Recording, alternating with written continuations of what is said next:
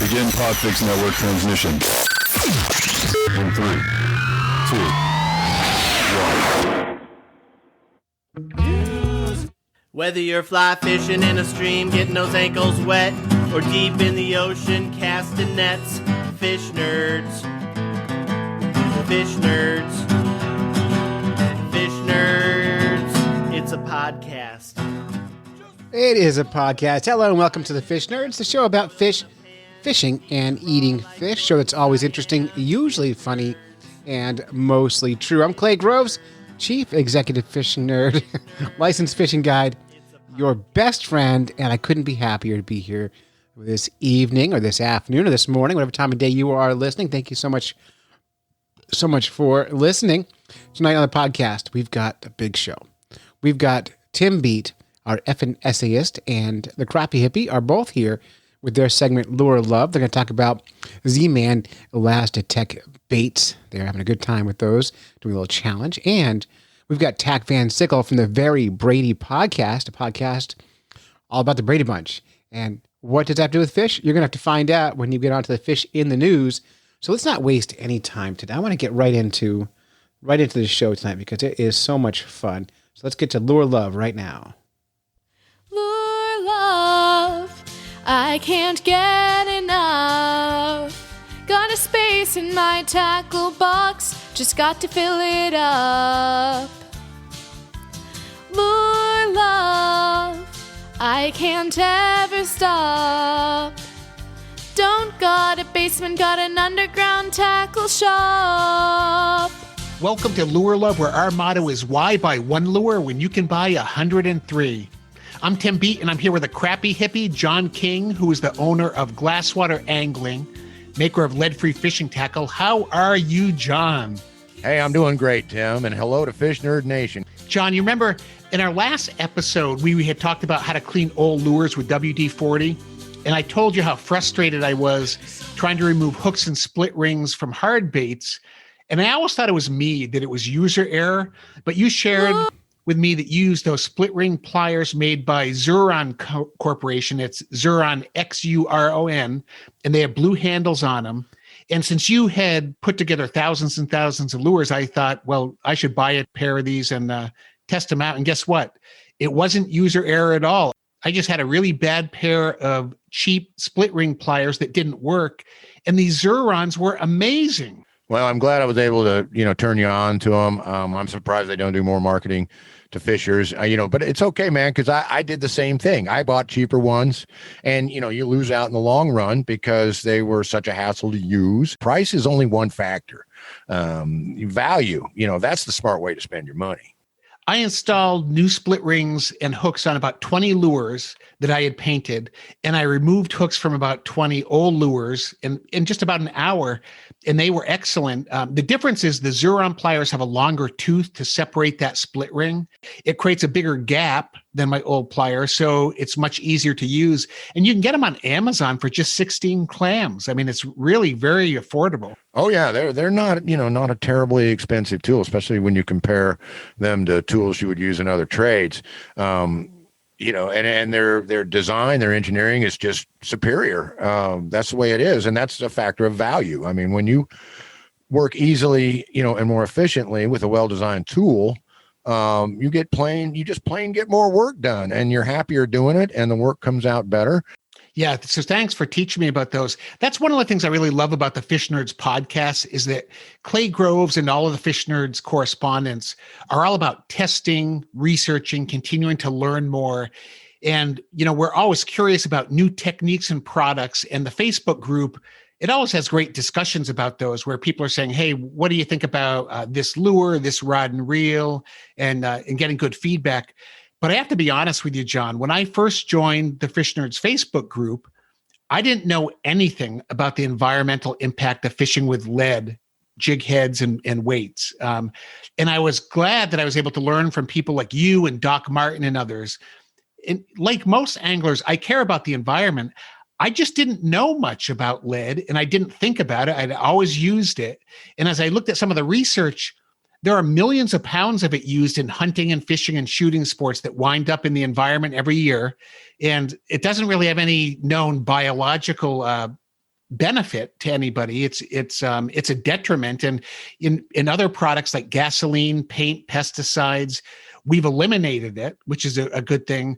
So the work that you've done creating these non-lead jigs and lures and weights is really a huge step in the right direction. Well, thank you very much, Tim. I mean, it really, hit me when I was completely ignorant of it until 2011. And Massachusetts actually was the first one to pass the anti-lead laws in as early as 1998. So a lot of people are doing a lot of catching up, but it's a growing problem. It's not one that we want to leave laying around. And we're trying to invent as many tackle items that end up lost in the water as we do. Of course, the jigs and the wire baits and the weights, and we're bringing them on a little bit at a time. I've got hematite slick weights on the site now, and I just ordered some split shot, and I can't wait till it gets here. And hey, Mark Pieper, if you're out there listening, you're on the list, bro. Guy's been after me to make him some lead-free catfish weights, and I've got some ideas there. These statistics that you come up with when you realize, how much is going into the water can really start you to thinking.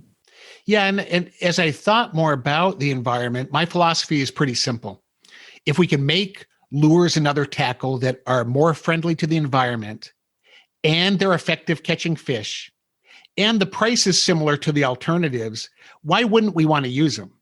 As long as it meets those three criteria. And I've read estimates that more than 4,300 tons of lead fishing sinkers are sold every year in the United States. And so if we can keep those 4,300 tons of lead out of the water, I'm all for it. Especially as we see the number of anglers increase, the amount of lead is going to increase too. Absolutely. So, 4,300 tons of purchased lead means they're probably purchasing replacement tackle for the lead weights that they've lost. So that, when you take that back to when this product started to be mass produced, we're talking 300,000 tons of lead lost by anglers since the post-World War II era. And, it's not just that we're out scattering it here and there. We go down to the lake, the river, the stream. We're concentrating this lost lead in natural places. And, it harms animals in terms of immediate consumption when the loons and the water birds eat it. And then, of course, secondary consumption when they're eaten by scavengers. It also contaminates the water over time. This isn't the only product that we need to worry about immediate consumption by animals. When you speak about the Facebook group, we have a lot of debate on there about plastics because a lot of us, including me, love to use the plastics. We love to get, next to a surface water blow up, catching a bass on a plastic worm, about as fun as it gets. That ding-a-ling, and then you just watch your line move, and then, you got to develop that skill to wait just long enough, but not too long, and all that. And leaning back on that plastic worm and feeling that weight that you've got a good hook set. So I don't see us being able to take plastics away. That simplistic solution where we just say, hey, you can't use plastics anymore. That's not going to wash. So we're looking for companies that are going to help us out with a better plastic, a plastic that does not end up in the water as much. Yeah. And John, I love soft plastics. They have always been, since I was a kid, they're my go-to bait, my go-to lure. Growing up, I loved the Man's jelly worms. Remember those, especially grape? They smelled like grape and they were just so effective. All of the jelly worms smelled like a different type of fruit. And I caught a ton of fish on them. And, Tom Mann was the inventor of the jelly worms. He was an Alabama game warden before his company took off. He was also a professional bass angler, and he fished the circuit. Then he was even inducted into the Freshwater Fishing Hall of Fame. But I can remember the blueberry worms and the watermelon worms. And today we have things like green pumpkin color, but that's just the color. These things smelled like the fruit, which was just incredible. And the other bait I loved growing up was the Mr. Twister curly tail grubs and the sassy shad. I fished those things every single time I went out. Oh, those were all favorites, and we always joke, those watermelon worms are good enough to eat and all that kind of stuff, not Mr. Twister. I was there when that came out, the Sassy Chad. What a great idea to actually create a wide profile plastic that looks a lot like a shad with a nice quiver tail. Sure, I loved all those. And then, of course, I'm real fond of the baits that were invented around the Kansas City area where I live and, famous down in the Ozarks. So I had a lot of beetle spins. I liked a lot of the Marlin lures like the Puddle Jumper and the Ensley Reaper and stuff.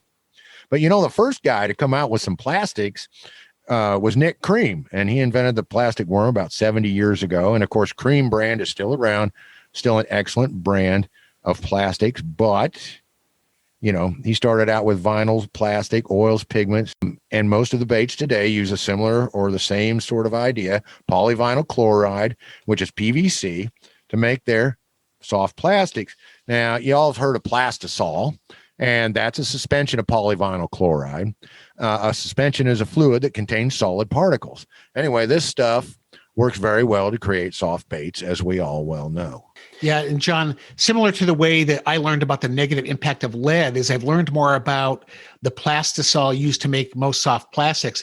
I've just wondered about its potential negative impact on the environment, even though I love to fish it. And about 18 years ago, the PVC plastisols used in things like baby bottles and other products were pulled from the market because the FDA found that the products were leaching out and making people sick. So similar to lead, we just don't want too much of those things in our water. And remember, again, my philosophy is if we can make the lures that are friendly to the environment and effective at catching fish and at a similar price, why wouldn't we want to use them? So a few years ago, I bought some Z-Man ElaZtech soft baits on a whim. I just saw them in a store. I just liked the way they look. But as I learned more about them, the more I liked how they were made. Well, it's a cool story. ElaZtech soft baits came out about 15 years ago. 2005, the first batch of the final recipe of ElaZtech baits were produced by Z-Man Fishing. And at the time, they were the largest producer of silicone skirts. Now, they wanted to create a bait from an environmentally benign material that could outperform traditional PVC soft baits. And right there, you're talking, that kind of drive, that kind of angler intuitiveness, that kind of problem identification, that not only the solution is going to solve an environment problem, but make a better bait. That's what I'm all about. Absolutely. And their recipe, yeah, baby, their recipe made the soft baits float without adding the beads, without the micro balloons, without, these additions that can also be bad for the environment. Floating is a great characteristic for a soft bait because it sticks up from the bottom and gets the fish's attention, which when I'm fishing Ned rigs, that's really what it's all about. I find that I hook a lot more fish when something is sticking up like that. Absolutely. The floating bait has revolutionized bass fishing. Shaky heads, football heads. The Necco rig is another one. You've got me hunting down molds to make Necco rig weights and lead nails and all this kind of stuff. So, of course, I won't make mine out of lead. I should say bismuth nails, which is what I'm going to make. But yeah, it doesn't float. It can still work, but floater is what I go for 99% of the time. And Z-Man didn't just invent this. One of the reasons that I think they've been successful is they also do all the manufacturing themselves in South Carolina. So they not only invented the formulation, but also the manufacturing equipment. And when they first came out, they made their baits for Strike King. But in 2008, Z-Man began selling the ElaZtech baits with their own logo under the Z-Man brand, and the rest is history. Yeah, and what a great history it is developing into. Because what's special about ElaZtech is that it's a different material from PVC plastisol. Plastisol, with its PVC resin and softening agents, it contains these toxic chemicals, right? So, in fact, if you look at the package of plastisol baits in your tackle box, you'll probably see a cancer warning on there. But ElaZtech uses a non-toxic, non-reactive resin combination in their baits. It's made from a non-toxic food-grade, pharmaceutical-grade resin. And that sounds good to me, And then what's brilliant is, they float. So they don't litter the bottom. So if you have, you get that head shaking bass and he flings that worm off, once you're done fishing that weed bed, you can go over and pick that worm back up and snatch it out of the environment right then. Absolutely. And they also, John, they don't swell up if they're left in water the way plastisol does. And they do degrade over time, though it takes a while. But what really kind of hit me was the selection. And I first saw ElaZtech baits in Bass Pro Shops and Cabela's. But what I realized when I visited their website is that those stores only sell a very small fraction of all the different varieties. So when I went to their website, I was kind of blown away because they had 60 different types of baits: swim baits, worms, curly tail grubs, crayfish, you name it. And they also had about 25 colors. So the selection was pretty good. I mean, I could match most of what I was using as plastisol baits from their products. And John, you caught your first fish of this year on ElaZtech bait. You bet, Tim. I sure did. And it was great. It was a day the pond opened up. It was a nice day. I got my work done. I got, had a little bit of time there toward evening, and I went down and just caught me a couple nice fish. I got me a nice chunky bass, and I got a nice chunky crappie, fishing some really woolly locust growth. And then the other night I went down expecting more of the same, and I got in my, the pond had come up some and so on. So that growth was out in some deeper water. I ended up snagging up my Z-Man. Dude, I cut the line, put a bobber on it, and set it out there so I could find it when I get the boat out later, when I have the time. Because I am not losing my Z-Man trick shot meat dog, baby. No, not going to lose it. That's how much I'm already grown to love these baits.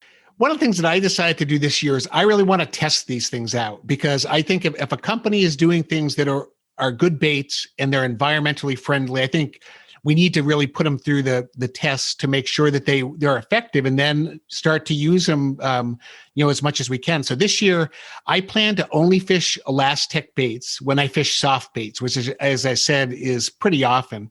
And I'm calling this the ElaZtech 1 year challenge. And I've created a Facebook page with posts and videos to document the research, and we share some of those posts on the Fish Nerds group page as well. And so my first question was already answered. I know ElaZtech is better for the environment compared to the plastisol baits I was using.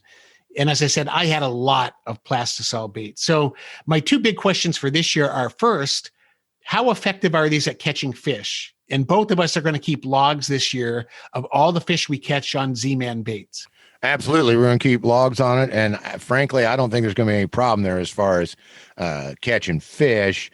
I about peed myself with excitement when I opened that package from Z-Man and saw all the wonderful things that were in there, and just super stoked to get down and get some fishing done. But I'm also going to do what you did, and I'm going to go out and I'm going to get me some items that I saw on their website and so on that really just turn me on in terms of what I'm doing with my company. So I'm going to get some paddle tails that are compatible with Angle King, compatible with Crappie Doodler, because what I not only want to test is how much the fish rough them up, but how much does the fisherman rough them up when I switch from that chartreuse and black tail to my classic Stardust black and gold tail. How much does it damage that bait to come on and off a hook, and how many times can I do that? So my log is going to be a little different. It's going to be about fish. It's going to actually have some details in it about any abuse or any sort of stress I put on the lure, as I was rigging or re-rigging to catch the fish and so on. So the Z-Man bait on a glasswater angling crappie doodler, I think we're going to make a great team, baby.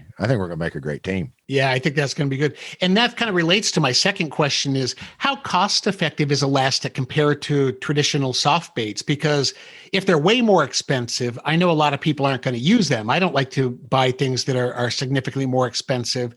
And John, you have experience pricing your jigs. How important is setting the price to getting people to buy fishing tackle? It's important in anything, and you'll get in any group of business geeks, and they will talk about price point, all night long, and the things that contribute to that. But by and large, the term is, it has to be competitive. A price has to be competitive. Now, there's different ways to establish competitiveness in a price, because having the lowest price is not necessarily the primary or best way to be competitive, because you can price yourself out. If you're too low, then people think your quality isn't up to snuff. So, you don't want to detract. So you've got to get in a range, of course. And then, of course, the way you can pump up your take or make it more competitive, of course, is to associate with a celebrity or have good fishing testimonial people believe. But another good way is to show the bait's value. Yeah, because in my mind, durability is really the key to calculating value. So most plastisol baits sell for about, $4.50 for 16 baits in a pack. And ElaZtech baits sell for about $4.50, but they only have 8 baits. So each bait is about twice as expensive. So some people might look at that and say, well, that's really expensive. It's costs twice as much. But the real calculation of value is how long they last compared to their cost, not just what their price is, as you said. And I've used some plastisol soft baits that tore so easily, you were constantly replacing them. And that's just not a bargain. Based on their prices, if an ElaZtech bait lasts twice as long as a traditional bait, then the value is the same. And they claim on their package that it's 10 times tougher. Now, I'm not sure exactly how they researched that and figured it out, but I did a stress test in my home to compare the plastisol bait with an ElaZtech bait. You've got to use your head and you've got to think a little more broad, because the value on a bait that holds up and is durable is so much more, and it's so much better, in terms of value overall, if we want to get into ethics and being good to your world and your neighbors and everything else. Yeah, absolutely, John. And so here's what I did for the stress test in Lure Love Labs, also known as my basement. So I took a Z-Man Ned jig head, and that has a welded keeper on it. And I love those welded keepers because they really keep a soft bait on the hook without tearing it. And then I have a pair of hemostats that clamp without tearing, and you can lock them. And so I attached the bait to the jig head. Then I attached the jig head to a line. And then I clamped the hemostat to the end of the bait. And I attached to the hemostat a 1.5 pound weight. So the bait was being stretched between the jig head and the weight. So that's a pretty tough test. And the traditional plastisol bait lasted only 2 seconds before tearing and breaking. They don't really stretch very much. But the ElaZtech bait lasted for 12 minutes and 51 seconds before breaking. That's 385 times longer than the plastisol bait. And I posted the video on the ElaZtech Challenge Facebook page so you can see it. I was just dumbfounded. This thing stretched way out and just hung there. I mean, it's about like a bungee cord. It was crazy. It was so cool. And it was a great idea for an experiment. But it illustrates exactly what we're talking about. And so the bottom line is, if the ElaZtech just lasts 3 or 4 times longer than plastisol baits, then ElaZtech is significantly cheaper because it lasts so long. And Z-Man says the record for the greatest number of fish caught on one bait is 246, which I guess we can try to break this year, but I think that's probably an unbreakable record. And you and I will see how long they last as we fish this year. And we're going to provide updates on the future Lure Love segments about our progress. Yeah, I want, that's good motivation. I want to hit that 246 fish on one bait goal. I just want to catch that many fish this summer. That would be terrific. Definitely, baby. All right. Yeah. So definitely, I want to prove this company out either way. And if it all, blows up my face and they break and they're not, they're just the same as anything else, I'm going to say so. But early indications are that they're doing what they say they're doing, and I'm always excited about alternatives. If they live up to their story, they're going to have a customer in me for life, because one thing about fishers is we can be very brand loyal if you give us a reason, and not only catching more fish, but being environmentally friendly while we're doing it. Hey, that motivates me all the way, babe, Yeah, we really need to reward companies who are doing some of this environmental research and looking at new products, at least to give them the benefit of the doubt in the test. And in complete transparency, when I first contacted Z-Man to let them know about our year-long challenge, they offered to send both of us samples, which we gladly accepted. And we both also purchased quite a few packets of Z-Man ElaZtech baits on our own this year. But the idea for the test came from us. Z-Man did not approach us with this. It was something we wanted to do. We're not crazy. Who's going to turn down free lures? Not me. Not me either. All right. Well, I hope y'all enjoyed that segment. I know I did. Tim and I are so excited about this. Z-Man is a company that I did not know a lot about up until this time. I had tried them here and there, but had not really given them a fair test. No, and I'm really excited about this experiment because I'd seen Z-Man baits and I had tried them, and I'd screwed up and thrown them in with my other plastics, and that kind of came out badly. But now I know the skinny on how to store them. I got myself a special little book for them, and I'm really excited to get out there and test them and let our listeners know how they work, because we all want to share these sorts of secrets. They shouldn't be secrets. They should be shouted from the mountaintops, because to anything that's going to help us catch more fish and help the environment while doing it, we want to be part of. Everybody, this has been Lure Love with John King, the Crappie Hippie, co-founder of Glasswater Angling, with my good buddy Tim Bete, outdoor rider, Fish Nerds essayist, and member of the Great Lakes Outdoor Writers Association, saying tight lines and Valentine's. Peace out. You've been on my mind. Never enough lures to tie to the end of my line. Lure Love, can't I make you see? Why buy 5 lures when you can buy 103? Sunshine and kisses there. Lure Love. Thank you, Grace, for singing that theme song for us. We appreciate you and that song. It's a lot of fun, and I hope you enjoyed that segment. Thank you, Tim Bete and Crappie Hippie, for bringing it to us. Now we got to pay some bills here, so let's get on with an advertisement, shall we? Oh, yeah. That can only mean one thing. Support for the podcast has been brought to you by Manscaped, who is the best in men's below-the-waist grooming. Manscaped offers precision-engineered tools for your family jewels. Manscaped is trusted by over 2 million men worldwide. Join the movement for all your below-the-waist grooming needs at Manscaped. If you go to manscaped.com and you use the coupon code FISHNERDS, you will get 20% off plus free shipping. There you go, right there. And this is exciting, though. So Manscaped has redesigned the electric trimmer. The Manscaped engineering team has perfected the greatest ball hair trimmer ever created and just released a new improved Lawnmower 3.0. The third-generation trimmer features a cutting-edge ceramic blade to reduce grooming accidents. I'm supposed to tell you about my personal experience with it, but I'm not actually comfortable with that. But I will tell you, it does the job it's supposed to do, and it cuts hair, and it's waterproof. It's got a little light on it, too. So again, to support the show, you go to manscaped.com, use the coupon code FISHNERDS, and get 20% off with free shipping at manscaped.com. And we thank them for their support of the show here. And now we're going to get on with the news. News, fish in the news. Everybody loves their fish in the news. Everybody loves the fish in the news, and we are so lucky because tonight's story is really important. It's one of the biggest submarine mysteries in Swedish history. If you haven't been keeping up with Swedish history, then you failed as a modern American student.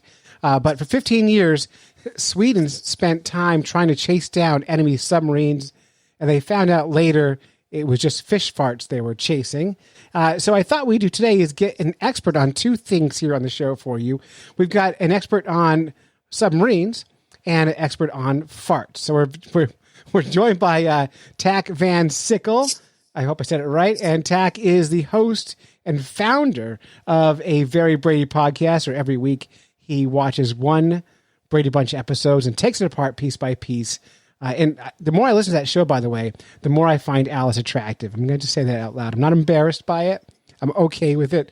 But she gets better, and better looking every week when I listen. So, Tach, welcome to the podcast. Thanks. Yeah. So, what are we talking about? Swedish fish? Yeah, Swedish fish. Those are delicious. I love them. They are. They stick to my dentures, though. Not my dentures, my fillings. So, yeah. So, Tach, we're gonna take this story apart in just a second. But Okay. let's give some background here. So, Sure. First of all, we've already established that you fart. We know this is true. I guess so. I'm a dad, so. All dads fart. Interesting. Moms don't. Yeah. Yeah. That's Weird. what I'm told. Except for in the morning after a cup of coffee. So, Tach, you also have the Very Brady Podcast.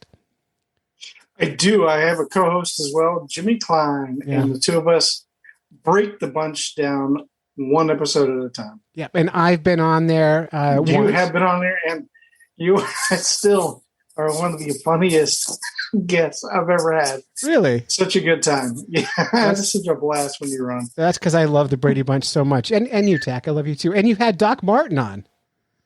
I did, yeah. Yeah, we had Doc Martin. Yeah, she's our chief science correspondent. So I think you've had two of the fish nerds. You should get more on so that you can have the whole collection of fish nerds on your show. We have plenty of correspondents. There's still plenty of episodes left. What season are you guys in so far? Not on your podcast season, but the Brady Bunch seasons. Yeah. We're in season 3, like early on still, the first half of season 3 still. Okay. So we're about halfway through the whole series. What was the most recent episode you did? We did one, or the one that was, what was it? Marsha episode. We just did that one. Yeah, classic episode. Yeah. Now, my favorite episodes, I know they're not your favorites, are when they go to the Grand Canyon. Yeah, we did those early in the season. Yeah, those are my favorites. I liked them. I thought they were good, but my co-host was like, Yeah, well, maybe I don't like your co-host then. Okay, but you also, besides being a Brady Bunch expert and a farting expert, you also are an expert on submarines because you were in the Navy and you were the chief major general and head cook on a submarine. Is that correct? You can just call me Seaman. It's less embarrassing. Major Seaman General Cook. I like it. I like it. So you were a cook on a submarine. First of all, how long were you on a submarine? I was on submarines 8 years. Underwater the whole time? Well, no, not the whole time, but I do have, because you do accumulate sea time. The Navy counts your days and all that you're out at sea.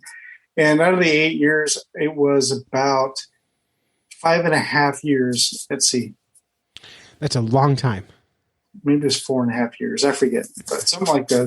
It's a lot. Mm-hmm. And were you deployed in action, or were you just kind of cruising around cooking? Well, I can't go into too much detail, but basically, I was on a Trident submarine, and so what we basically did was ours was strategic deterrence. So we carried nuclear missiles, and our patrol box, we would just go out to sea and stick within a patrol box and circle around for a patrol time and then come back in. The beauty of my job being in submarines is that my job doesn't change whether at wartime or peacetime. It does not change. But you must have training, like what do you do when the submarine gets hit by a torpedo? Torpedo, for sure, yeah. Everybody on board a submarine has to know how to do damage control, has to know how to do all life-saving skills. It's something you have to learn. Mm-hmm. And it's when you learn all systems of the ship, you have to learn all systems of the boat, everything from if there's a fire in that pump, you have to know where the power supply is, what panel is it on, you have to know all that. And to do that, once you finally complete your qualifications for that, you earn what's called your dolphins. And it's a pin that you earn and you wear it on your chest proudly because they give you about a year to earn it. And it's one of those things that once you do, it's a big deal and it brings tears to your eyes. And you're a real submariner finally. Submarine, little badge of honor. Yeah, for sure. Well, there you go. Congratulations. And by the way, thank you for doing that for me so I didn't have to. Oh, sure. Yeah. I was never brave enough to join the military. I was raised military. And as an adult, I was like, no, I'm not doing that again. Spent my whole life on military bases. So I wasn't attracted to it as a grown up. Me too. Yeah. Yeah. I grew up on Air Force bases. For me, it was Coast Guard bases, No, all right. Easiest going, the most softball of any branch of the military, I think. So that's all I know is my dad played softball. It seemed like 2 seasons. We had fall and spring, and 3. Except for when it was too cold out, they played softball and drank a lot. So a lot of bourbon in the Coast Guard. We used to make fun of the Coast Guard, but then when you see their commercials on TV, you're like, fuck that. I'm not doing that shit. They show these ships and boats going through this jumping waves and all kind of crazy shit. Oh, it's bananas. No thanks. Yeah, my dad joined to avoid Vietnam. He was 1969 and his draft number was coming up and he joined the Coast Guard. So during Vietnam, he was in Antarctica instead of fighting a war. So he joined as opposed to running away from the things. He took it head on and took his own path. So you kind of went as far as you can possibly go from Vietnam. Right, but by joining the milmilitary. So he kind of owned it. Yeah. And that was smart, I think. So it's a good loophole. And he retired like in his 40s. Like you and I are both losers, right? We're still trying to figure out our jobs. My dad was like, I'll stay in for 18 years and retire. And he turned out he's like 42 and he's retired. And I'm like, what? I know. I wish I would have stayed in and retired. I'd be retired now, collecting a pension the rest of my life. Oh, yeah. You wouldn't have to work at all. You know, wouldn't be making a podcast in your basement. Or if you were, you wouldn't care about the sponsorship part of it. Right. All right. Well, we're here to talk about some news. So let's do some fishing. Okay, news. let's do that. Now we got your background. We know who you are. We know you're an expert in all things submarines. That's right. We're gonna just read this article. It's from IFL Science. I freaking love science. Oh yeah, I love science. Great website. And we're gonna stop me anytime. We'll talk about these bits and pieces. Okay. Sure. All right. It's perfectly feasible that in the 1980s, a major diplomatic incident between nuclear superpowers could have been triggered by fish farts. In fact, Russia and Sweden nearly came to blows over this very thing. They just didn't know it at the time. And a little history here. 1981, a Soviet submarine ran aground, that must be scary, on the south coast of Sweden, just 10 kilometers from a Swedish naval base. The Soviets claimed they were forced into Swedish territory by severe distress and later navigation errors. First of all, are there a lot of navigation errors on a submarine? Or are they pretty good at this? Not that I've seen. I never saw any, but I suppose it could happen. It's theoretically possible. Sure, probably, yeah. And now, as a cook, would you know if you were lost? Well, no. I don't know if anybody really knows. Except maybe the quartermasters and the officers and the captain, of course. All right. But well, Sweden saw this as proof that the then Soviet Union was infiltrating Swedish waters. They were trying to catch those fish. It didn't help that when Swedish officials secretly measured the radioactive materials using gamma ray spectroscopy. Is that right? Spectroscopy. They detected. There you go. They detected what we're 90% sure was uranium-23, which is what they use for nuclear weapons inside the sub. Indicated they were nuclear armed. The submarine was returned to international waters, but the Swedish government remained alert, convinced the Russian subs could still be operating near their territory, which is when they started to pick up elusive underwater signals and sounds. In 1982, this is 1 year later, several Swedish subboats and helicopters pursued one of these unidentified sources for a whole month and came up with nothing. When you were on the submarine, were you guys chasing noises? What were you doing? No, so our ship's mission was strategic deterrence. So basically it's go undetected. So being as quiet as possible. And sonar does track stuff, like they hear and listen for things. And you can hear signatures and different, like in the screws of ships and stuff like that. So they're trained to identify what they're hearing. Okay, that's this kind of ship, or that's this kind of ship, or even like Soviets, not Soviets obviously, but Russian or whoever, German, like they know like signature sounds. But as far as I know, we never really tracked anything. I don't know that. We're not necessarily on the need to know basis. Now, I don't mean us cooks, but like the rest of the crew, So it could have been possible, maybe. But. So your need to know was like, Admiral Smith is a vegetarian and Jones is gluten free. Well, I need to know wasn't the right term. It was because we're out there. We all have secret clearances, so we can. Some people, of course, had higher, top secret clearances, but I mean, there's stuff that I did know, we did know, even as a cook, there's still stuff I knew what was going on, but we just didn't care or weren't told because there's no point. And you can't do anything we were about tracking it. something, Just you would never know anyway. It doesn't matter unless you go and ask. Like, hey, are we tracking something? Yeah. Now I spent time in a museum of a submarine called the U.S. Albacore, which is up in Portsmouth, New Hampshire. And the way they got that out of the water is they dug a big trench from Portsmouth, from the ocean inland, and they drove the submarine in and they buried the trench on one end and let the water drain out. And now that submarine is half buried in the ground, and you can take tours of it. So now I feel like I'm an expert also on submarines because I went in there and I had to duck, and you're a tall person. No, I'm not a tall person. Well, from my angle on your Zoom, you look very tall. It's because the camera's looking up. Yeah. I mean, I'm 5'8". I don't know if you consider 5'8". Taller than a submarine. This submarine was, and I checked out the living quarters, and the beds are like, there's like 3 bunks deep, and the top bunk there's like 9 inches of clearance.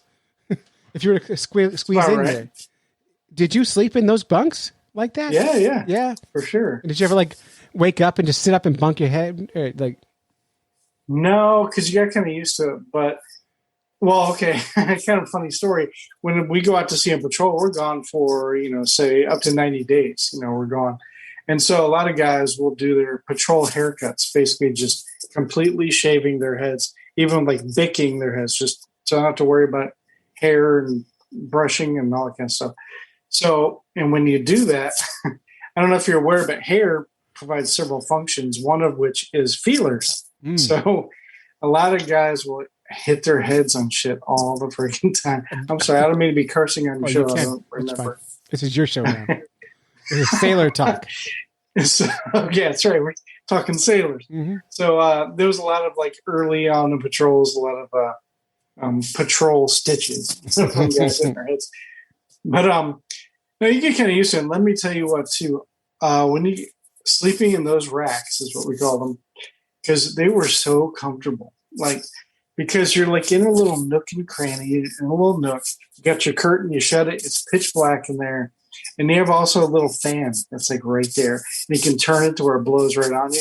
And there's nice white noise. Just perfect. Man, I slept so good on the boat. Oh, and you got the hum of the boat. Awesome. There's no natural light coming in. Right. It was so nice, man. I slept so well. Now, let me ask you one more question. Yeah. All right. So I heard that, winter hats with the pom-pom on top. You know what I'm talking about? What? Winter hats. Oh, the winter hats with the pom-pom. Okay. I heard that pom-pom was invented by submariners as a way of detecting the top of the submarines. When they're walking around, they don't bump their heads often. Well, that's where your hair is for, but yeah. You shave your head. I don't know. I've never heard that. That's interesting. That means it's true. Okay, so let's move on with this story here. So the Swedes were chasing the Russians for over a decade. And every time they picked up an acoustic signal, they would search and find nothing but a few bubbles on the sea's surface. Sweden was, of course, worried about the intrusions and couldn't think why, with the Cold War now over, Russia would continue to provoke them in this manner. And they were really upset about it. Then in 1996, Magnus Wahlberg, a professor of the University of Southern Denmark, became involved in the investigation of the strange signals. And he did a TED Talk. You can watch this online. He says, we were brought into a very secret room under the naval base of Bergen in Stockholm, he explained. We were sitting there with all these officers, and they were actually playing these sounds for us. It was the first time any civilian heard the noise. It took him 10 years to ask for help, by the way, which seems like I guess all governments are like this. They move slowly. Yeah. He had imagined a sound like the ping you hear in films when submarines detected. Now, I watched Hunt for Red October, so I also understand submarine life. Yeah. Extremely realistic. Yeah, perfectly understand that. So those kind of sounds. That's I'm an expert on everything because I watch movies. Right. He and a colleague began the task of figuring out what could be making bubbles on a scale that would make Sweden think it was dealing with a nuclear submarine. Turns out, herring have a swim bladder. So this is something I did know. Most fish have a swim bladder. And do you know the purpose of swim bladder, Tach? I would guess like buoyancy. Buoyancy, right. It helps the fish decide where in the water column it's going to be, right? It releases air out, It goes down, it collects air. Just like a submarine. Just like a submarine. Exactly the same thing. Right. Do you remember the submarine you got in the old Frosted Flakes container and you put the baking soda in it and you put it in the tub and it farted around in little circles in the tub, right? Totally forgot about that. Yeah, same. That's what herring do. It's the same thing. Herring and there's the submarine you get in your Frosted Flakes are the same thing. So herring have a swim bladder. The swim bladder is connected to the anal duct of a fish. In layman's terms, that's called a poop chute, in case you're not keeping up tech. That's the science for you. Hashtag poop shoot. Wahlberg said, it's a very unique connection only found in herring. So most swim bladders don't connect to the poop chute. Most, they gas out through the skin or through the mouth or the gills, right? But this one goes out through the butt. So when they release gas from the swim bladder, it has to go down through the poop chute, out the pooper, which is the very definition of a what, Tach? A fart? A fart, yes. See, I knew you knew this stuff. Of a fart. So herring... I guess fart. I am a pro. Yeah. So herring can squeeze the swim bladder, and this way it can blurt out a small number of bubbles through their butt. And that's a fish fart. In layman terms, they let it rip. Herring swim in gigantic schools and can reach several square kilometers or up to 20 meters, about 65 feet across and deep. And when something near them frightens them, say a hungry school of mackerel or a submarine on the lookout for Russian spies, they can generate a lot of gas at once. They want to move fast, all at once. The swim bladders release, they fart, and they move on. To test this theory, Wahlberg bought a herring from a store and applied pressure, and sure enough, it made a sound. He took that footage to native personnel and played it back to them, and it was a perfect match for the noise they had been hearing. The good news was that Sweden wasn't under the threat from Russia, and the bad news was it spent 10 years deploying its military in pursuit of fish farts. Since it figured out, wow. Yeah, that's crazy, right? Can you imagine how much money they spent chasing fish farts? Right. Right. So to offset that, the way that they're able to supplement their military income is by producing and selling little red candy fishes to people. And that money goes directly to the military and helps them fund these expeditions. Science. Right. That's why they've been selling them for so long. Yeah. They have a lot of money to make up. They have a lot of money to make up for a candy that's not all that good. Yeah. That part's not true, by the way. It's completely garbage. Yeah. Right. So do you think it's possible that they were chasing the Russians and the Russians let them think it's fish farts? Ooh, I didn't even think of that twist. Like, what if like this guy Wahlberg is completely wrong, but the Russians were trying to find a way out of this incident, right? And he said this, and the Russians went, "Okay, stop going to Sweden now." You know, like in that way, they can say they were never there. You know, it's kind of well. I don't know how much I can say, but there was a time where when we were out at sea, we were a little concerned of being followed. Let's just leave it there. Yeah. By the Russians? I can't really say. Swedes. The Swedes were out to get you.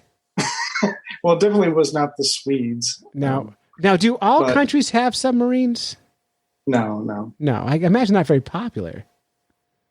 Well, I mean, they're very popular. I mean, this is the reason why we have this freedom here, because we have submarines out there with 24 nuclear missiles pointing to whoever. That's why you don't mess with the U.S. That's why they call it deterrent. That's right. Now, here's a question. So how is a deterrent if no one knows they're there? Well, they're not here. So that's an equivalent to, like, let's say you got a bully that wants to fight you and is in your front, wants to come over to your house, but not going to, because you could say, hey, I have a big gorilla with a machete hiding somewhere in my yard. Guarantee your bully's not going to come to your house. No, but I would go there because I need to see this bully. I need to see this ape or whatever, the gorilla with a machete. Yeah. Yeah. I mean, I would take my chances with that one. I would call their bluff. Show me that gorilla. Because how fun would that be? Earlier you said Portsmouth, New Hampshire. Mm-hmm. Is that the? Maybe we already talked about this, but is that where right next to? It's right on the Maine border. Yes. Yeah. Okay. So I've been there. You have, because you pulled in there, right? Because the base there. Well, actually, there's some controversy. The base is in Maine, Kittery, Maine, right? But New Hampshire owns it. Yeah, so because I remember I was on USS Maine and we pulled in there twice. Mm-hmm. That's one of the boats I was on. I was also on USS Louisiana, but I was on USS Maine and we pulled in there for commissioning, and we pulled in there again a few years later. But we all hung out and partied over in New Hampshire. Well, that's because we party better than Maine. We've got more teeth and we're better looking. Well, I don't know. I got 86th in a bar over in Portsmouth, Maine, or Portsmouth, New Hampshire. What do you know what bar it was? No, but it was one like right there. I don't remember, but it was like a sports bar looking thing. Yeah. I don't know if that helps. It doesn't. But do you have like drinking laws over there? That's weird. We have laws. Like you can't be like drunk in public or something. Yes, we do have those rules. Yeah. Live free or die. Which was hilarious to all my friends because I don't drink that much. Uh-huh. And I'm the one that got kicked out of the bar and told not to come back because I had 3 beers. And only 3? It was 3 beers. And I was like telling a story because we just got back from sea. We're excited to be out in the sunlight in daytime. Public, yeah. And I'm like telling a story to somebody, and I think they're thinking I'm like being drunk, and I don't know. So I tried to go grab another beer, and then they're like, why don't you just have water? And I'm like, what? And then finally, like, they came over and like kicked me out. I was like, so weird. Anyway. Yeah. I think I'm sharing you pictures of the albacore right now. Do you see it? Yeah. And well, that's cool. Yeah. That's small. Oh, it's tiny. That was a real active submarine? That was. Yep. Good Lord. Yeah, and what they did was they dug a trench and they just drove it in, drained the water out, and put a fence around it. Wow. Yeah. Well, how many people were crew on that thing? I don't know, like at least 1. I have no idea. At least 1. Maybe 2. Like, yeah, that's crazy. But we had 165 guys on my boat. That's really scary. Well, I was on a Trident submarine. Those things are huge. That sounds huge. Well, all right. Good. So, Tach, where can people find your show? Anywhere you listen to Fish Nerds, you're going to find a Very Brady Podcast and hosted by me and Jimmy. A Very Brady Podcast. And it's a lot of fun. And I recommend that you follow along. Watch the episode of the Brady Bunch before you listen to the show because it'll be more meaningful and you can find him on Facebook and participate. And Tach has a good sense of humor about his show. He gets it. So it's a lot of fun. And I'll come on again, Tach, if you'll have me. For sure. Yeah. We come up with fun conspiracy theories. Like, oh man, it's so much fun. Yeah. It's a ton of fun too. So good. And you were involved with Twisted 10 for a little while, but they fired you. No, they didn't fire me. I just scheduling. I couldn't commit. So they went on without me, and I can still go on whenever I'm ever available for recording. But. Well, that's good. Well, thank you, Tach. Let me just push this button here. News, fish in the news. Everybody loves their fish in the news. And that's it. You've listened to a bunch of Fish Nerds when you should have been fishing. Special thanks, big thanks, to Tim Bete and the Crappie Hippie, John King, for putting together their Lure Love segment. It's one of my favorite new features of the show, and I really appreciate both those guys. Huge thank you, Tach Van Sickle from the Very Brady contest. Thank you to Wally Pleasant for our theme song. Thank you for Grace for the Lure Love theme. And big thank you to Diana's Bath Salts for our news theme. And that is it. So until next time, follow the code of the Fish Nerds. Spawn early and often. Never trust a free lunch with strings attached. And swim against the current every chance you get. Whether you're fly fishing in a stream, getting those ankles wet, or deep in the ocean casting nets, Fish Nerds. Fish Nerds. Fish Nerds. It's a podcast. Just for the halibut! Fried in a basket or broiled in a pan. Eat it raw like you're in Siam. Fish Nerds. Fish Nerds. Fish Nerds. It's a podcast.